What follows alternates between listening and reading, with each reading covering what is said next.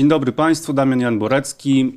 Mam dzisiaj przyjemność gościć w naszym natematowym studiu reprezentację firmy Flying Bisons, z którą mieliśmy przyjemność współpracować przez cały rok w związku z budową nowego serwisu na temat.pl i redesignem na temat.pl, nad którym pracowała właśnie firma Flying Bisons. I ze mną dzisiaj w studiu jest Klaudia Derfer, Head of Research and Strategy Flying Bisons, i Kamil Tatol, CEO Flying Bisons. Witam Was serdecznie. Dzień dobry bardzo. Dzień dobry. Tak, zacznę trochę romantycznie, bo przed naszym spotkaniem spojrzałem sobie w kalendarz googlowski i wydaje mi się, że pierwszy nasz call, czy też nasze spotkanie miało miejsce 14 kwietnia 2001 roku, czyli już trochę dawno temu. 2021 roku, bo 2001 to... 2021, czyli to rzeczywiście tak odległo w mojej głowie wydarzenie. Na szczęście 20 lat nie robiliśmy tej strony. Tak jest, nie, absolutnie. Świat jeszcze wygląda wtedy trochę inaczej, ale Natomiast faktycznie nasza współpraca już trochę trwa. Tak, no gdybyście zrobili taki serwis 20 lat temu, to rzeczywiście byłby to przebajem. Tak. Chciałem Was zapytać na początku, jak się pojawił nasz mail u Was na skrzynce. Czy pamiętacie może waszą, nie wiem, reakcję, co pomyśleliście sobie, czy w ogóle byliśmy dla was znanym wydawcą z z życia codziennego i przeglądania internetu, no bo tak jak wiemy, my jako wydawca internetowy trochę się różniliśmy jako typ podmiotu, który się do was najczęściej zgłasza i z którym współpracowaliście do tamtej pory, no bo też oczywiście ci klienci w waszym portfolio się zmieniają. Faktycznie tak było, a pamiętam jak pojawił się mail na temat, wtedy chyba jeszcze od Michała, redaktora naczelnego. Na pewno na temat jako marka była nam mocno znana i myślę, że od czasu do czasu jest taki moment, kiedy na naszej skrzynce pocztowej pojawia się pewne zapytanie i serce zaczyna bić trochę szybciej. To na pewno był jeden z takich momentów. Temat o tyle ciekawy, że myślę, że w skali Polski, ale też nie tylko naszego kraju, jest stosunkowo ciężko być zaangażowanym do tego typu projektu, bo myślę, że większość jednak wydawców tych większych podmiotów ma po prostu swoje duże zespoły, także z naszej strony była bardzo duża chęć, żeby się w ten projekt zaangażować, aczkolwiek pamiętam, że te wstępne rozmowy też chwilę trwały, to był miesiąc, być może nawet 2, bo musieliśmy też bardzo mocno zdefiniować cele i założenia projektu, to jest dla nas szczególnie istotne, żebyśmy wiedzieli, co robimy, ale też po co to robimy i z kim to robimy. To są takie pytania podstawowe, na które zawsze próbujemy odpowiedzieć. Tak, rzeczywiście ten początek, ta rozbiegówka, że tak powiem, to była dość długa i intensywna i pamiętam, że już jak się zdecydowaliśmy finalnie na tę współpracę, to ten proces cały tego researchu, wywiadów z nami, takich pogłębionych z pracownikami różnych działów, z managementem, on był rzeczywiście dość taki intensywny. A czy to podejście, powiedzmy, które zastosowaliście do tego rozpoczęcia współpracy z nami, ono było jakoś sprofilowane pod nasz typ naszej działalności, czy to jest taki proces dla was raczej standardowy, takiego researchu u klienta? Raczej staramy się zawsze zaczynać od jednak zrozumienia naszego klienta. Myślę, że u was zaczęliśmy ten proces już tak naprawdę na etapie wstępnych rozmów, bo pamiętam, że mieliśmy pierwsze takie spotkanie, briefing, scoping tego projektu. Dla nas zawsze są bardzo istotne cele biznesowe, na pewno, z którymi do nas przychodzicie, problemy, jakie obecnie macie, wyzwania, które przed was stoją.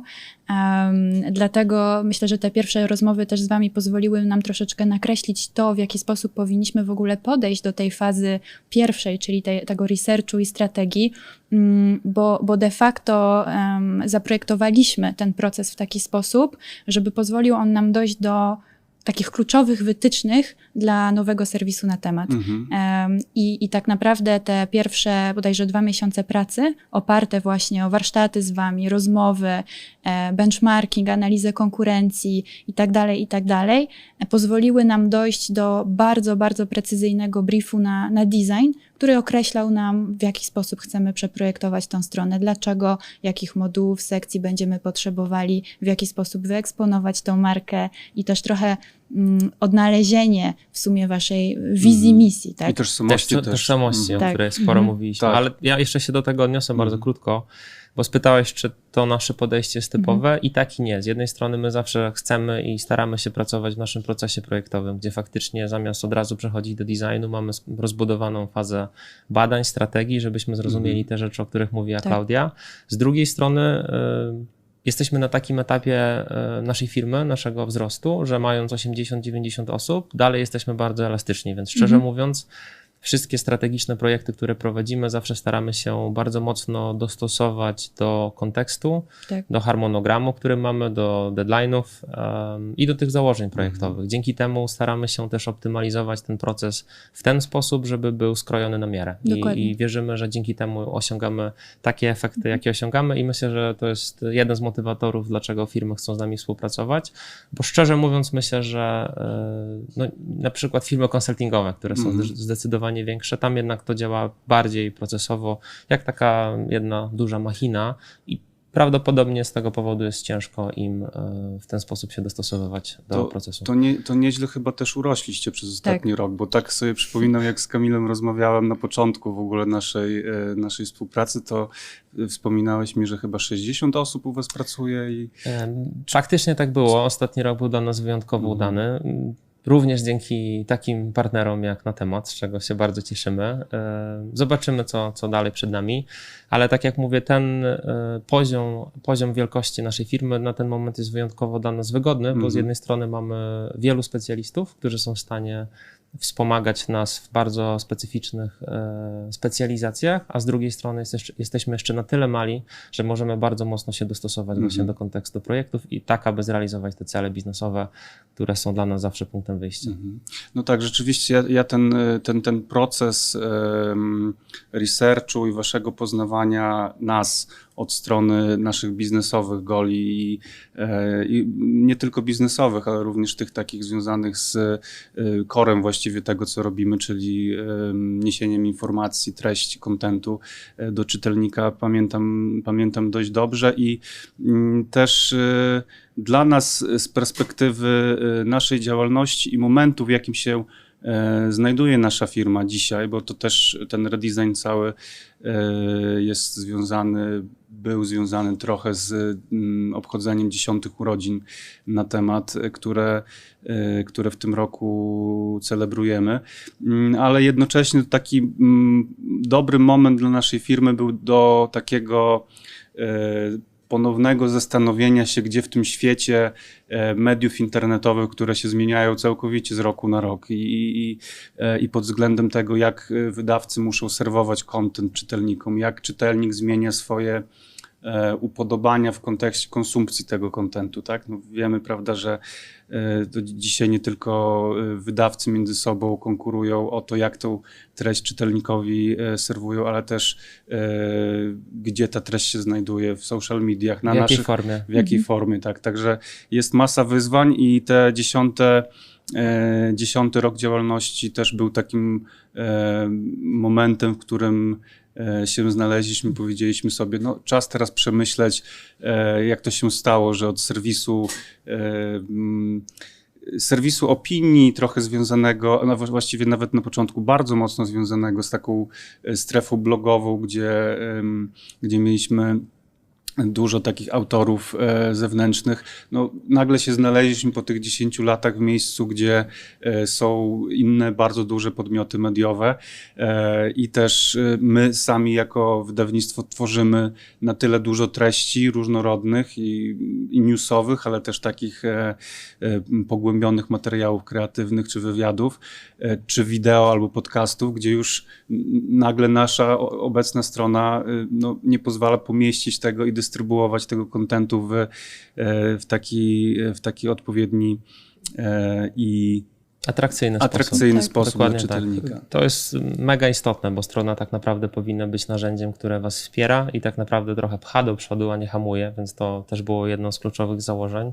Ale tak jak wspomniałeś wcześniej, myślę, że też na przestrzeni naszej współpracy musieliśmy sobie odpowiedzieć na kilka kluczowych pytań, czyli skąd na temat przychodzi tak naprawdę, ujmując też całą historię, cały ten kontekst, jak wy się czujecie, jakie jest wasze DNA, co chcecie robić, odpowiadając sobie na pytanie, gdzie teraz jesteśmy, bo nie ukrywajmy, no, docieracie co miesiąc do 10 milionów Polaków, czytelników, więc to jest już naprawdę wyjątkowe miejsce, ważne miejsce, bo tworzycie opinię, ale najważniejsze pytanie prawdopodobnie w trakcie naszej współpracy brzmiało, gdzie chcemy być i w którą stronę chcemy zmierzać, i myślę, że ta nasza współpraca w kolejnych tygodniach i miesiącach odkrywała odpowiedź przed nami. Tak, zdecydowanie i myślę, że nowy serwis, który no, jak nasze nagranie się już opublikuje, to już będzie online i będzie widoczny dla czytelników. Mamy to na wizji. Tak, mamy to zapisane. Natomiast rzeczywiście bardzo zależało nam na podbiciu kilku aspektów, na uwypukleniu przede wszystkim takiego, jak to sobie ładnie sformułowaliśmy na naszych spotkaniach, takiego ładunku autorytetu twórców, dziennikarzy, którzy się wypowiadają na temat, ale również gości, osób, które są zapraszane do tworzenia, współtworzenia treści z nami. No, zależało nam oczywiście też bardzo na tym wybiciu takiej jakości materiałów, które produkujemy, które tworzymy, które czasami zdarzało im się, mówię tutaj o takich materiałach pogłębionych, reportażach, którym zdarzało się czasami ginąć gdzieś w czeluściach wszystkich newsów, dziesiątek, jeśli nie setek artykułów, które codziennie generujemy, tworzymy dla czytelników.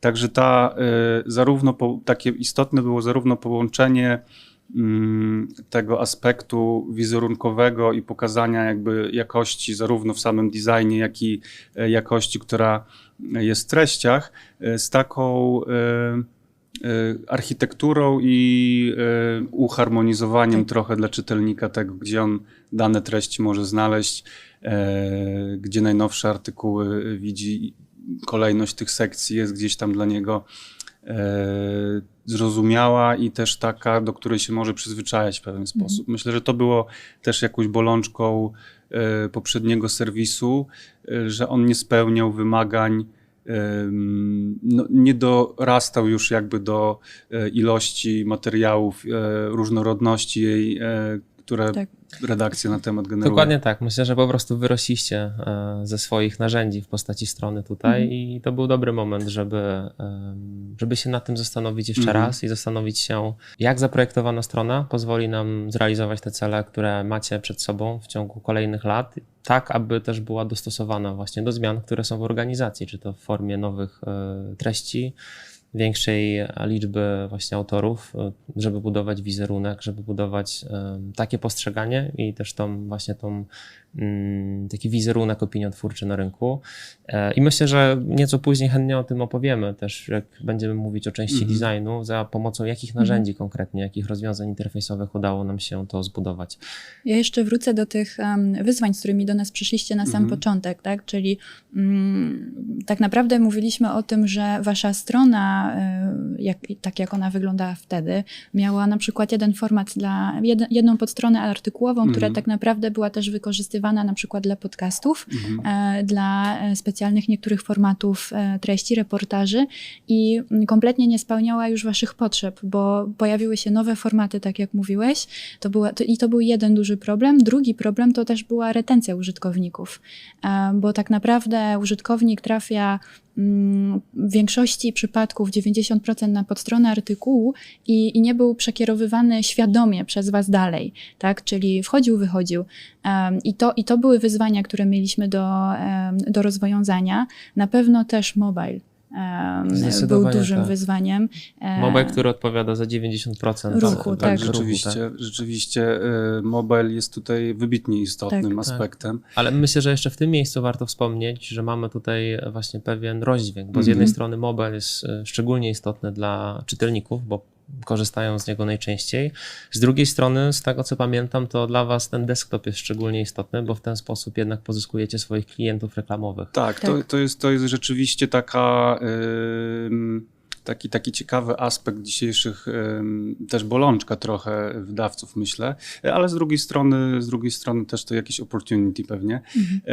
Desktop jest narzędziem bardziej reprezentacyjnym. Dokładnie Desktop sprzedaje, natomiast mobile dzisiaj generuje ruch, ale tutaj się pojawia z kolei wyzwanie, aby te dwie platformy były ze sobą spójne i wizualnie, i też funkcjonalnie, i żebyśmy wchodząc na mobile rzeczywiście widzieli tą zmianę, no, którą według mnie ewidentnie się udało osiągnąć. Klaudia, wspomniałaś o tej, jeszcze wrócę właśnie do tej retencji tego użytkownika. Rzeczywiście jest tak, że na temat, jak i pozostałe też nasze serwisy mają bardzo duży procent pozyskiwanego użytkownika z social mediów i ten użytkownik faktycznie trafia bezpośrednio na stronę artykułową. No i w tym nowym designie będziemy się starali tego użytkownika troszkę głębiej w serwis wprowadzić, zachęcić go przez różne funkcjonalności do tego, aby nie odwiedzał tylko jednej, dwóch stron, tylko większą ilość podstron. Żeby został z nami na dłużej. Żeby został z nami na dłużej, tak. I też tutaj wspomniałaś o ilości tych formatów. Rzeczywiście to było też bardzo istotne dla nas z takiej perspektywy, że na temat w ogóle jest platformą, serwisem, która wyrosła na reklamie natywnej, na takich dłuższych materiałach, ciekawszych, nie tylko na takich wątkach newsowo-informacyjnych. No i my do dzisiaj dnia tą jakby strategię kontynuujemy również przy współpracach z klientami, no ale rynek się rozwija, więc jeden format artykułu, czy też dwa, które mieliśmy, taki bardziej standardowy, gdzie mamy formaty displayowe i tak zwany atavis, czyli ta forma blogowa do tej pory funkcjonowała. No dzisiaj ten range artykułów i formatów mamy dużo większy, no bo zaprojektowaliście dla nas i Cały arsenał. Cały arsenał, tak. I podstronę dla wideo, dla poszczególnych artykułów, gdzie główną treścią jest wideo i staraliście się to zrobić w takiej trochę VOD narracji, którą użytkownik dzisiaj w internecie dobrze zna. No mamy przecież całkowicie nową stronę z podcastami, zaprojektowaną też inaczej względem tych standardowych artykułów. Odświeżony ten format wizerunkowy artykułów Atavist. No i też się pojawił ten format semi, takich artykułów pośrednich. Tak. Teraz jak rozmawiamy, to pewnie wyświetlimy odbiorcom, jak ten artykuł wygląda, ale też bardzo się zmienił nasza taka podkategoria znaczy wręcz bardzo istotna z naszej perspektywy, czyli breed. Czyli zaprojektowaliście pod stronę breeda, który jest to tak w celu małego wyjaśnienia takim projektem grupy na temat, w którym czytelnicy mogą decydować o reportażach i artykułach, jakie nasza redakcja realizuje. To od strony czytelników, a od strony z kolei klientów jest to taka platforma do projektów CSR-owych, których razem z klientami, z którymi współpracujemy, możemy jakieś akcje w terenie na przykład przeprowadzać i tutaj też czytelnicy jakby wyrażają swoją opinię, które projekty CSR-owe możemy, czy też oni chcą, abyśmy zrealizowali.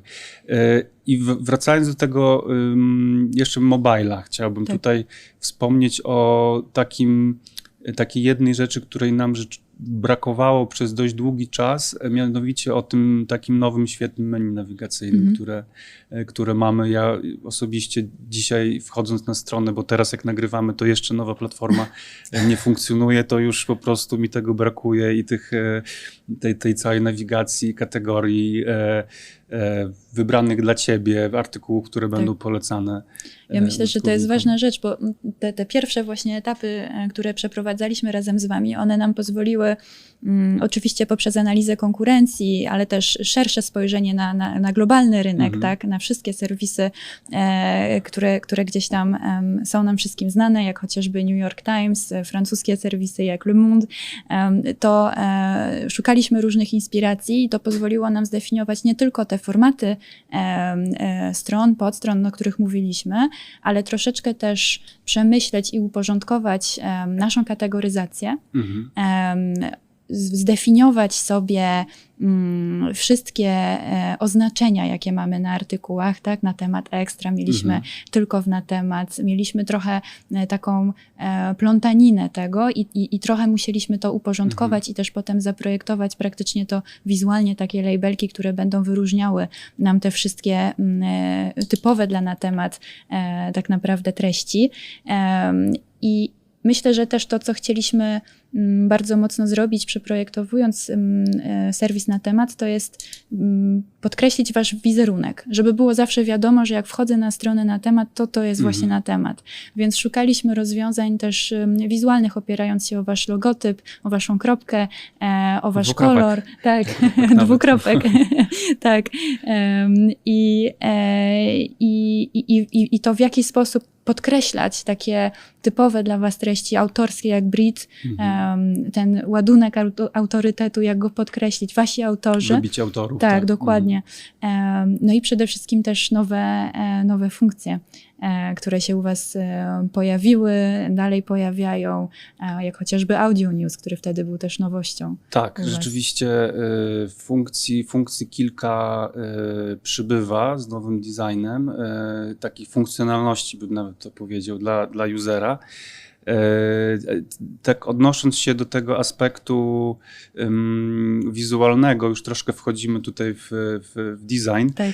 Natomiast pamiętam, że rozmawialiśmy i tak to formułowaliśmy, aby czytelnik niezależnie w którym miejscu serwisu się znajdzie i nawet jeśli teraz akurat mu się to menu górne powiedzmy schowało gdzieś podczas scrollowania, to on cały czas musi wiedzieć, czuć, że jest w serwisie na temat i mam wrażenie, że przez takie właśnie małe detale i taką dbałość właściwie o detale, czasami to może być, nie wiem, ramka w obwolutę jakiegoś guzika, batona, czy jakiś wyimek. Jako designerzy myślę, że mamy szereg narzędzi właśnie takich jak kolor, hierarchia informacji, symbole, ikonografia cała, typografia, więc staraliśmy się z tego korzystać tak, żeby faktycznie to założenie spełnić. Mi się wydaje, że tutaj warto się jeszcze odnieść do tego, o czym wspomniałeś wcześniej, że z jednej strony robiąc analizę obecnej platformy, tej starej platformy, zdefiniowaliśmy sobie szereg rzeczy, które z naszej perspektywy, z waszej, z naszej też eksperckiej wymagały poprawy. I wspomniałeś też o tym, że to jest tak naprawdę taka szansa, takie opportunity i tak jak słucham, o czym teraz rozmawiamy, to tak naprawdę my przenieśliśmy te wszystkie rzeczy, które stanowiły pewną słabość w mocne strony, bo to było zaadresowanie poszczególnych elementów i myślę, że to bardzo też fajnie pokazuje, w jaki sposób ten proces projektowy nam pomaga, tak? Dzięki temu, że mieliśmy naprawdę, zeszliśmy głęboko na poziomie tego, co działało, co nie działało, co wam się podobało i nie, i tak samo po naszej stronie, ale z drugiej strony odnieśliśmy się też do benchmarków, do konkurencji, czy to w Polsce, czy w Europie, czy na świecie. Co więcej, my też często przeprowadzamy taką fazę inspiracji. Dzięki temu, że pracujemy też z partnerami, z klientami z różnych branż, widzimy pewne rozwiązania, które są czasem niestandardowe w danej branży, tak jak na przykład waszej. Także staraliśmy się też naprawdę mieć otwartą głowę, żebyśmy mogli przenieść te rzeczy, które są ciekawe, atrakcyjne i być może nie do końca popularne w waszej niszy. Chociaż pamiętam, że to też było dla nas wyzwaniem takim wspólnym, dlatego że jakby lokacja na temat.pl, miejsce, w którym my się znajdujemy w stosunku do reszty rynku. Tutaj trochę oczywiście robiliśmy tego researchu za granicą, czy robiliście, natomiast też na naszym lokalnym rynku na temat jest takim trochę wyjątkowym tworem bytem, bo jest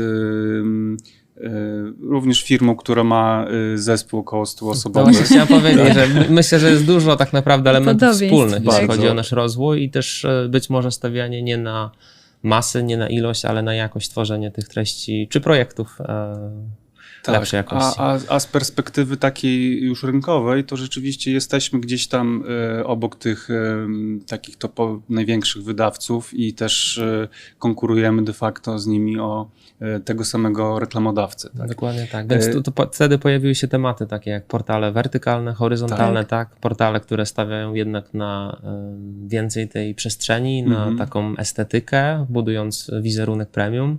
Z drugiej strony są portale stricte masowe, które muszą wepchnąć jak najwięcej informacji, danych, obrazków na jednym ekranie i to bardzo czuć na pierwszy rzut oka. Także ja również pamiętam nasze warsztaty, gdzie mieliśmy taką czwórpolówkę, 2 osie i staraliśmy się zmapować właśnie, odpowiedzieć na te pytania, o których wspomniałem wcześniej. Gdzie jesteśmy, ale gdzie chcemy też być w przeciągu najbliższych lat. Jasne. Ja myślę, że dopóki nie zdefiniowaliśmy sobie właśnie to gdzie chcemy być, tak, i tej tożsamości, to było nam ciężko podejmować decyzje, tak, o konkretne formaty, o to, czy chcemy właśnie więcej przestrzeni na stronie, czy jednak musimy zostać w tej, powiedzmy w cudzysłowie, masówce, tak. I wspólnie doszliśmy do takiego sformułowania, że na temat tak naprawdę to jest nowoczesna odpowiedzialność. I myślę, że to było bardzo ważne w kontekście tego, że pozwoliło nam to podjąć po prostu już szereg decyzji, tak? I co to znaczy ta nowoczesna odpowiedzialność? No to znaczy, że jesteśmy autorytetem, edukujemy naszych czytelników, mówimy o sprawach ważnych, tak? I to było jedna bardzo ważna rzecz. Kolejna bardzo ważna rzecz to było to, że tak naprawdę my możemy się do tego użytkownika też dostosować, pozwolić mu się wyciszyć, tak? I to otworzyło nam naprawdę bardzo dużo potem dróg rozwiązań, które zresztą w designie wdrożyliśmy. Tutaj nawiązujesz do tych funkcjonalności Tak. nowych i tych takich feature'ów, które użytkownik, odbiorca otrzymuje z tym nowym designem, bo wspomniałaś o audiobriefie, Tak. który rzeczywiście jest naszym takim też flagowym produktem, który polega na tym, że mamy codzienną taką audycję, w której nasza redaktorka odczytuje takie wiadomości najważniejsze dla naszego odbiorcy, który w danym momencie nie może przeczytać artykułu, tylko sobie chce zrobić taki audio briefing tego, co aktualnie się odbywa i po prostu za pomocą jednego kliknięcia prawdziwa redaktorka, nie AI, czyta. Co nie jest takie oczywiste To w nie jest dzisiejszych takie czasach. oczywiste Tak. i też jest dość przyjemne. Rzeczywiście jeśli czuć tego człowieka po drugiej stronie. No ale też wspomniałaś o tym wyciszeniu. Jakby jednym z elementów w nowym serwisie jest możliwość wyłączenia reklam. Tak. Czytelnik, który zakłada konto twoje na temat, tak się nazywa ta funkcjonalność obecnie, może wyłączyć reklamy w serwisie, no i też skorzystać z innych różnych funkcjonalności, jak wyłączenie na przykład konkretnych działów. Przykładowo, jeśli nie chcemy czytać o polityce, bo jesteśmy chwilowo trochę zmęczeni sytuacją, bądź też... A o to nie trudno. A o to Tak. nie trudno niestety, to możemy sobie tę politykę chwilowo wyłączyć i odsapnąć. I to zresztą też się zawiera w tym, znaczy bardzo się zawiera w tym aspekcie tej odpowiedzialności, o której powiedziałaś, bo też jako wydawnictwo chcemy i mamy w swoich planach takie trochę większe dbanie o stan ducha i głów naszych czytelników. Żyjemy w takim otoczeniu, które niezmiernie często ma skłonności dostarczania nam różnych bodźców. Jest tego bardzo dużo. No, my też jesteśmy firmą newsowo-informacyjną, bo poza tym aspektem takim kreatywnym i tych takich treści bardziej również rozrywkowych, no to tym corem są wiadomości, a wiadomości, jak wiadomo, powodują różne emocje. I też te funkcjonalności, które wprowadzamy, mamy nadzieję, że trochę czytelnikowi pomogą odsapnąć momentami. Mamy taką nadzieję. Myślę, że z tym wszystkim jest bardzo związane słowo klucz personalizacja, bo to było słowo też, które pojawiało się od samego początku na naszych rozmowach, czyli właśnie jak stworzyć serwis, platformę mediową, która będzie w pewien sposób podążać za użytkownikiem i nie zalewać go treściami, które go nie interesują, nie przygniatać go, a wręcz przeciwnie, tak? Informować go o tych rzeczach, które go ciekawią w odpowiednim momencie kontekstowo, dlatego też te rzeczy, które zaprojektowaliśmy, szereg funkcji, dokładnie na tym bazował i wydaje mi się, że ta personalizacja jest też niesamowicie związana z całym user experience, customer experience, bo tak naprawdę to jest o użytkownikach, o ich preferencjach i myślę, że bardzo mocno staraliśmy się to zaadresować w naszej nowej platformie. Jest to widoczne już na pierwszym ekranie, chociażby w przypadku wybranych dla ciebie, co też może to jakiś aspekt na później też stanowiło dla nas już później wyzwanie w developmencie samego serwisu, tak aby stworzyć jakieś machine learningowe systemy, które faktycznie później dostarczą temu czytelnikowi ten content, którego oczekuje, który najczęściej odwiedza i czy też sam wybiera, no bo Jasne. Możemy jakby... Tu też warto pewnie wspomnieć, że zastosowaliśmy takie podejście, które jest stopniowe, tak? Czyli w pierwszej fazie faktycznie użytkownik może wybrać te rzeczy, które go interesują, więc nie jest to wyjątkowo skomplikowane technologicznie, aczkolwiek te algorytmy, o których mówisz, myślę, że to jest praca na lata. To nie jest coś, co jesteśmy w stanie po prostu zrealizować i o tym zapomnieć. To jest coś, co trzeba nieustannie rozwijać i myślę, że jako takie przewagi konkurencyjne, to jakość tych algorytmów, co zresztą też widzimy po Netflixie, po TikToku, to te algorytmy tak naprawdę wpływają zdecydowanie na te KPI i wyniki biznesowe. Także myślę, że aspekt jest niesamowicie istotny, ale też po naszych rozmowach jestem spokojny i pewny, że zdajecie sobie z tego sprawę. Wiem też, że już mocno nad tym pracujecie. No, proces, ja mam tak, przez ostatni rok funkcjonujemy tutaj z kolegą Michałem Mańkowskim, zresztą, który dzisiaj niestety... Którego pozdrawiamy. Tak, którego bardzo go, pozdrawiamy. Tak. I nie mógł być z nami obecny, ale razem pracowaliśmy nad tym projektem wspólnie. No i tak jakby zdaliśmy sobie też sprawę w pewnym momencie, czy jakby dbałość o serwis zawsze jest jakimś ongoingowym procesem i zawsze to tak było też w przypadku poprzedniego designu, poprzedniej platformy, no ale teraz jakby dotarło do nas trochę bardziej, jak istotny jest w ogóle ten proces. Zdecydowanie.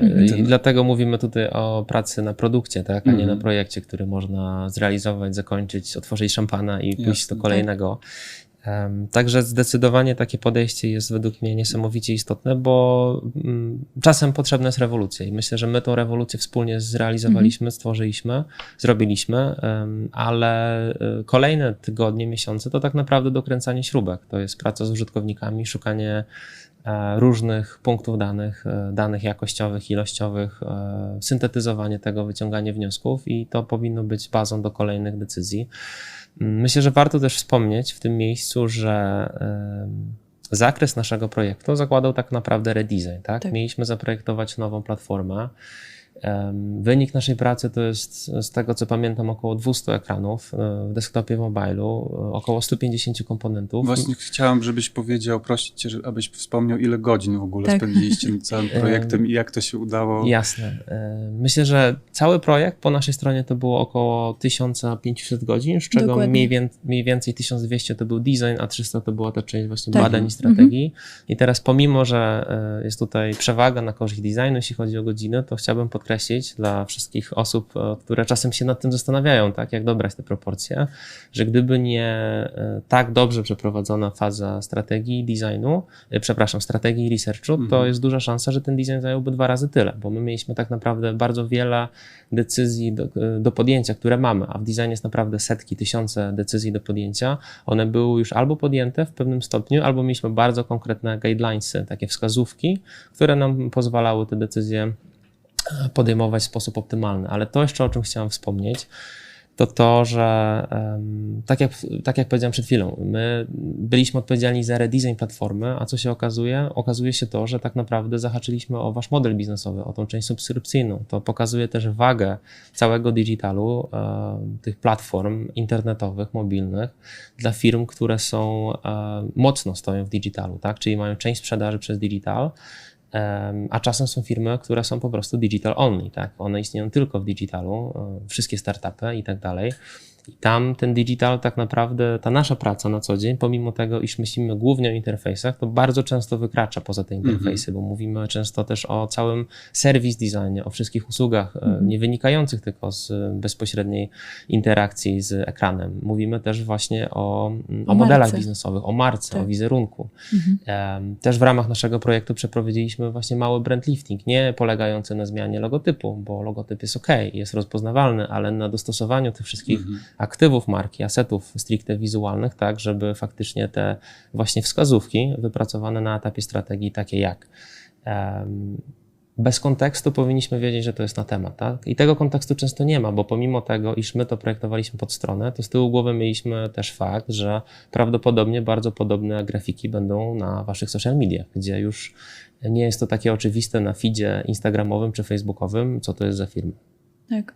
Ja jeszcze chciałabym podkreślić, że właśnie dla nas takie współprace, projekty z takimi markami jak wasza, która stoi no przede wszystkim głównie w digitalu, to są projekty, które bardzo, bardzo lubimy. To też są ogromne wyzwania, dlatego że tak naprawdę jeżeli przeprowadzimy ten redesign źle, tak, to cały wasz biznes jest pod znakiem zapytania. I dlatego tutaj naprawdę bardzo istotna, wracając do tego pytania, które zadałeś na samym początku, czy zawsze robimy taką fazę researchu i strategii na początek, ale w tym przypadku dlatego to też było tak istotne, żeby po prostu to przeprowadzić, bo tak jak Kamil powiedział, i model biznesowy, i pozycjonowanie, i identyfikacja wizualna, wizerunek, tak, to są wszystko rzeczy, funkcje, doświadczenie użytkownika. Tak. Wtrącił jeszcze słowo o tym modelu subskrypcyjnym, bo on, jak myślimy o subskrypcjach dzisiaj i o tym kierunku, w którym idzie zdecydowana większość wydawców, to jest taki model subskrypcyjny polegający na zamknięciu dostępu. Tak zwany gated content. Dokładnie, gated content. My tutaj zastosowaliśmy jeszcze trochę inne podejście, co zresztą musiało wybrzmieć w designie. Mianowicie my nie blokujemy dostępu do kontentu.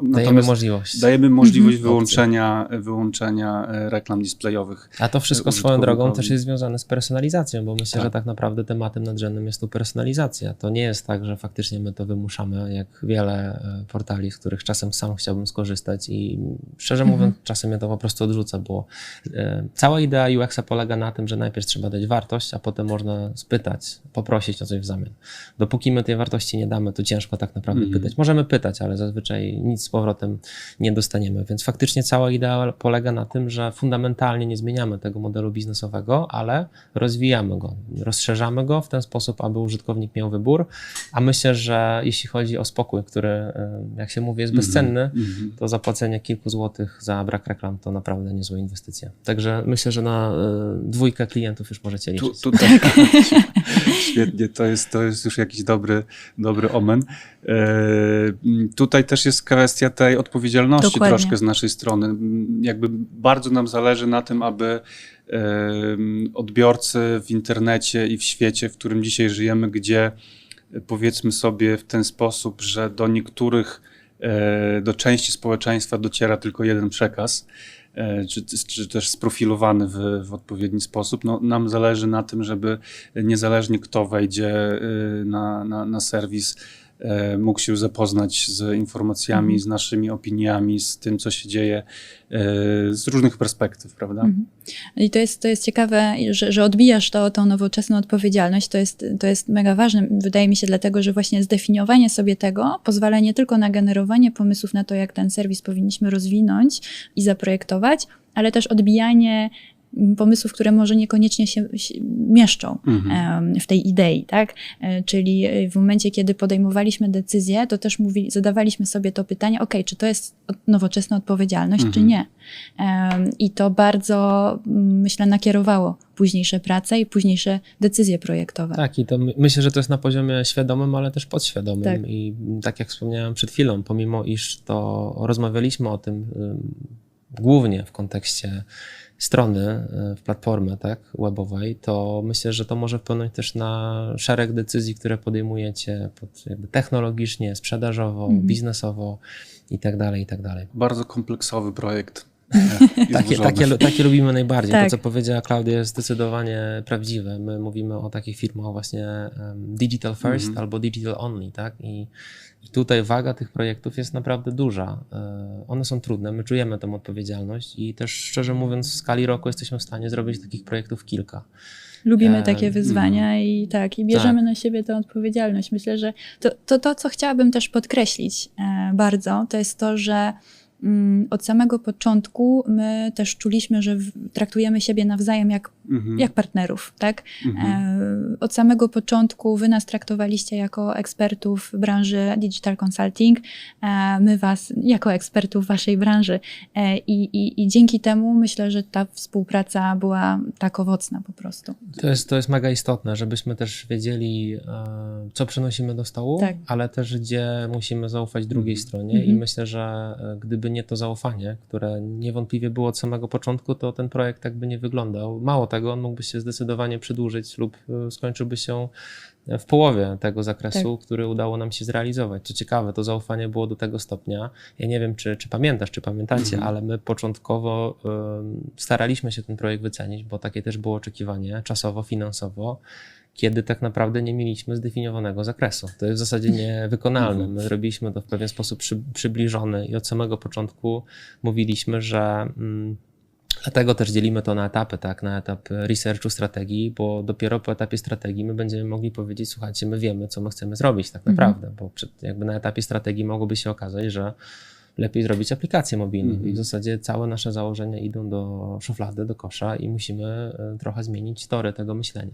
Mało tego, dzięki temu zaufaniu z waszej strony, tak, bo my w pewnym momencie zmieniliśmy formę nawet naszego rozliczenia i myślenia o projekcie, że mamy pewną pulę godzin do zagospodarowania, do rozdysponowania na ten projekt i chcieliśmy rozliczać się za efekty, tak? Nie za to, czy dowieziemy rzeczy, na które się mieliśmy 3 miesiące temu, tylko z tygodnia na tydzień wspólnie staraliśmy się decydować, co da największą wartość, więc mieliśmy bardzo konkretnie określone priorytety co do modułów, co do funkcji i w tej kolejności nad tym pracowaliśmy. Dzięki temu też, że byliście responsywni, zaangażowani i też przynieśliście do stołu waszą wiedzę ekspercką, czy to doświadczenie, czy też po prostu wiedzę branżową, to my te decyzje znów, dzięki temu, że mieliśmy research, ale też partnera do rozmowy, do współpracy, podejmowaliśmy bardzo szybko i ja jestem bardzo zadowolony z tego, jak dużo udało nam się wspólnie wyprodukować.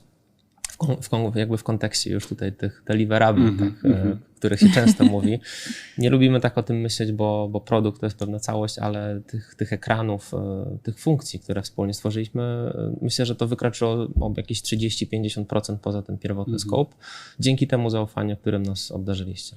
No, od początku naszych kontaktów i też w ogóle takiej decyzji, która zapadła u nas w firmie, że musimy znaleźć odpowiedniego partnera do stworzenia tego nowego produktu, nowego na temat. To musi być to firma, z którą komunikacja nam będzie szła bardzo przystępnie i transparentnie. I jakby też mieliśmy taką świadomość, że my akurat w odróżnieniu od innych wydawców nie posiadamy takiego in-house'owego działu, który opiekuje się samym designem naszej strony, tak? Więc stąd też się zgłosiliśmy do was, ale rzeczywiście ta kwestia naszej komunikacji i takiego dobrego flow w rozmowie, które mieliśmy na początku i też waszego zrozumienia tego, że to jest nie tylko proces i praca nad samym produktem, ale też trochę nad przyszłością nas jako wydawcy. No, gdzieś to wszystko się jakoś tak dobrze zazębiło i praca przebiegła dość pomyślnie, co można ocenić. Pewnie teraz to się gdzieś wyświetla. Tak. Mamy nadzieję. To dzięki. Temat jest dla nas niesamowicie ciekawy, bo my jesteśmy po prostu po drugiej stronie zazwyczaj w tym procesie. Ale tak jak wspomniałem, z naszej perspektywy my szukamy projektów, które są trudne, projektów dla firm właśnie digital first albo only, bo wierzymy, że tam możemy dać największą wartość. Takie nasze, myślę, że wielokrotnie powtarzane równanie sukcesu to jest właśnie waga tego, co robimy, waga tego projektu, ale też skala. Tak? Tutaj mamy projekt, który był od samego początku dla was strategiczny, dla nas również i jeśli chodzi o skalę, mówimy o 10 milionach Polaków, więc to równanie daje bardzo wysoki współczynnik i my w ten sposób myślimy o projektach, nad którymi pracujemy. Jeszcze jedna jest bardzo ciekawa rzecz, bo wspomniałaś tutaj o tej relacji między firmami, o chemii. Mi się wydaje, że możemy nawet zejść poziom niżej i mówić tutaj o relacji pomiędzy poszczególnymi osobami, tak? Bo każda firma to ludzie i wydaje mi się, że poszczególne osoby po waszej, po naszej stronie, tutaj to zrozumienie było na wysokim poziomie. Co ważne, my też zawsze trzymamy te same osoby na przestrzeni całego projektu, tak? To byłoby niedopuszczalne i pewnie nie do pomyślenia dla was, ale też dla nas, żebyśmy zmienili zespół, bo etap researchu robi ktoś inny, etap strategii ktoś inny i potem przychodzi to do designu. To są te najtrudniejsze, najbardziej newralgiczne momenty w procesie projektowania produktów i usług cyfrowych, bo tam są największe straty na przesyle. Jeżeli tej strategii nie przekażemy dobrze do designu, to może się okazać, że wykorzystamy 50% założeń. Mało tego, część z tych założeń może być nawet błędna, więc pomimo tego, iż to Klaudia prowadziła te wstępne etapy, ona do samego końca była z nami, nawet na etapie testowania poszczególnych funkcji w platformie i w drugą stronę, czyli nasz zespół designu, czyli osób, które stricte nie pracują z badaniami, ze stakeholderami, był od samego początku zaangażowany tak, żeby rozumieli te fundamenty, te podstawowe założenia.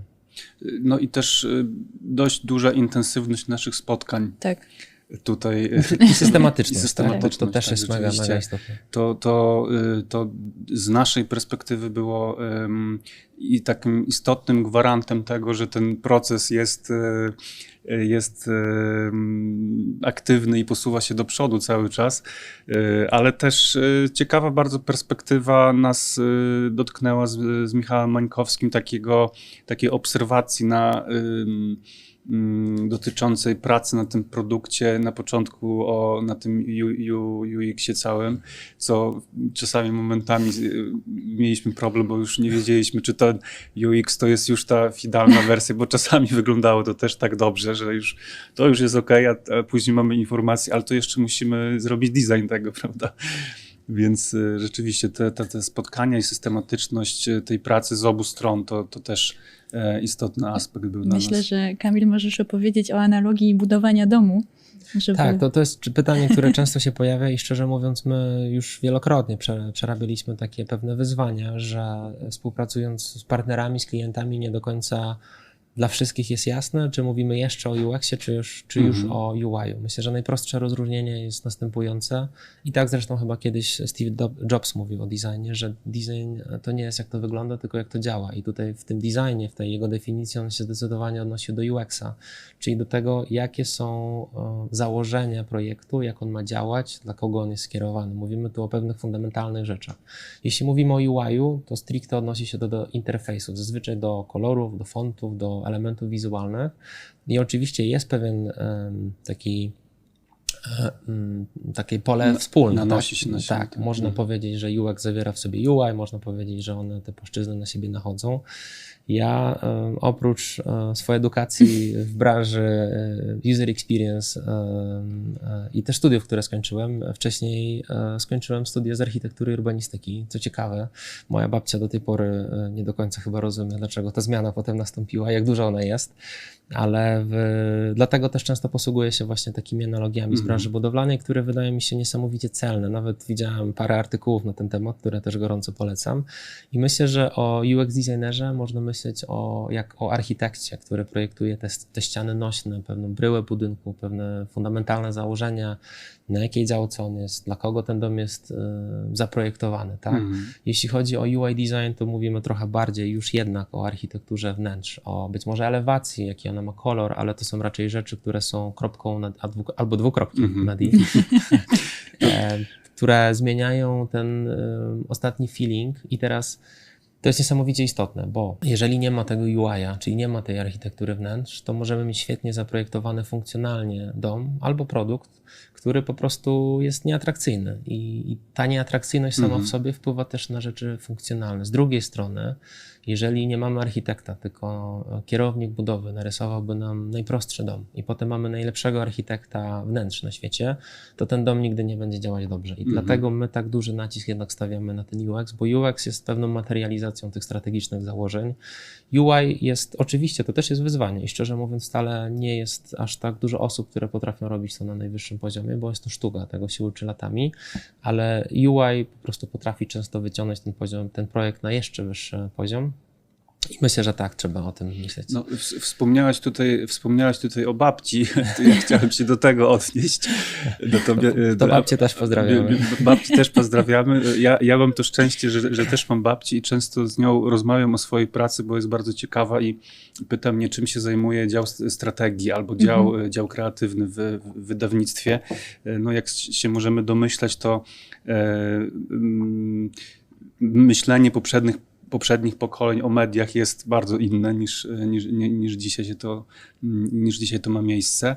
I ja lubię tak rzeczy sprowadzać do takich podstaw, do opisywania nawet tych digitalowych rzeczy w takich podstawach, jakbyśmy je z klocków Lego robili. Principles, tak zwane. Dokładnie.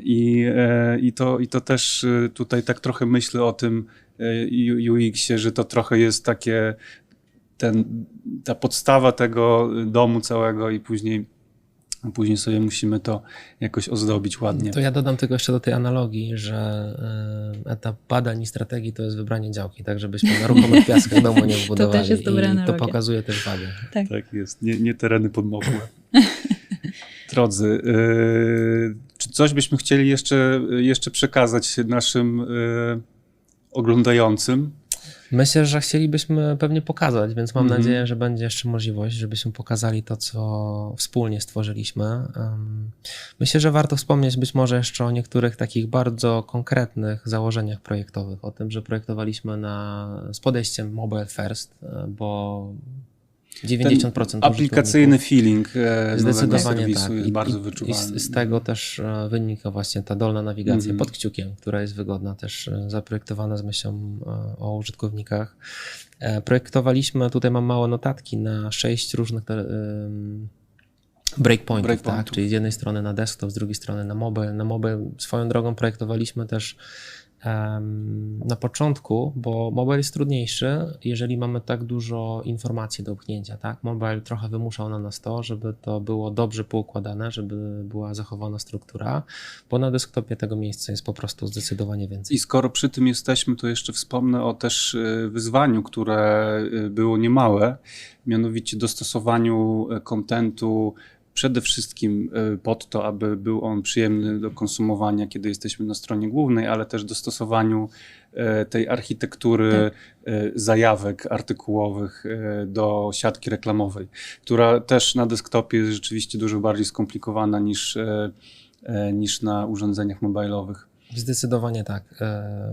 Inne jeszcze narzędzia, które wykorzystaliśmy, to na przykład fonty. Wydaje mi się, że w obecnej platformie jest tylko jeden. Wykorzystaliśmy 2, Haka Grotesk i Charis. Ten drugi to font szeryfowy, też trochę być może nawiązując do historii tak naprawdę całej branży mediowej. Wygodne do czytania. Bardzo mocno też pracowaliśmy w ogóle nad typografią, nad fontami, tak żeby całe to doświadczenie czytania, przyswajania treści było wygodne i liczymy, że to też mocno wpłynie na zwiększenie retencji. Mamy nadzieję, że tak będzie. No teraz nie pozostaje nam nic innego jak uruchomić serwis. co się wydarzy w dniach najbliższych, no i później obserwacja i dalsza praca nad rozwojem na temat PL i funkcjonalności. Taki mamy plan. Taki macie plan, ale my również z wami jesteśmy. Myślę, że warto wspomnieć, że nasza praca tak naprawdę była głównie na przestrzeni miesięcy lipiec, chyba sierpień, z tego co Tak. pamiętam, to był etap właśnie researchu strategii. Wrzesień, październik to był etap designu, więc całkiem sprawnie nam to poszło. W listopadzie, w grudniu przekazywaliśmy pliki do developmentu, no i teraz czekamy z niecierpliwością Tak, na start.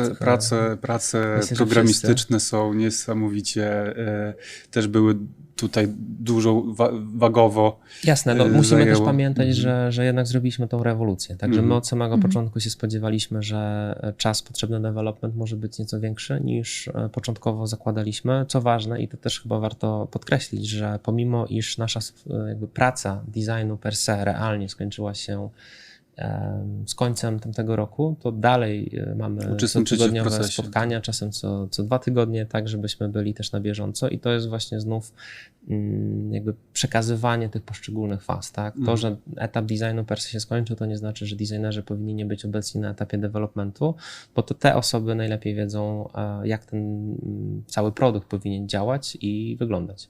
I cieszymy się, że Zgodnie możemy z też... obietnicami nie zostawiliście nas z projektem na Figmie, tylko Dokładnie. Tak, to też jest udzieliliście nasze nam podejście. wsparcie do samego I końca. jako ciekawostkę chyba na koniec możemy zdradzić, że około 50-60% naszych projektów, naszego biznesu tak naprawdę to są wieloletnie współprace, więc my w ten sposób ten biznes prowadzimy. Przychodzimy często, tworzymy ten projekt i potem zostajemy na lata.